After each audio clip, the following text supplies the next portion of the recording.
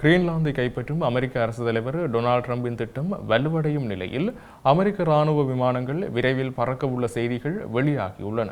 அமெரிக்காவுக்கும் டென்மார்க்கிற்கும் இடையே பதற்றங்கள் அதிகரித்து வரும் நிலையில் கிரீன்லாந்தின் வடமேற்கில் உள்ள அமெரிக்க வான்படை தளத்திற்கு அமெரிக்க விமானங்கள் அனுப்பப்பட உள்ளதாக நோராட் எனப்படும் வட அமெரிக்க விண்வெளி பாதுகாப்பு கட்டளை மையம் அறிவித்துள்ளது. எனினும் இவ்வாறு கிரீன்லாந்துக்கு அனுப்பப்படும் விமானங்களின் வகை அல்லது எண்ணிக்கை அறிவிக்கப்படவில்லை.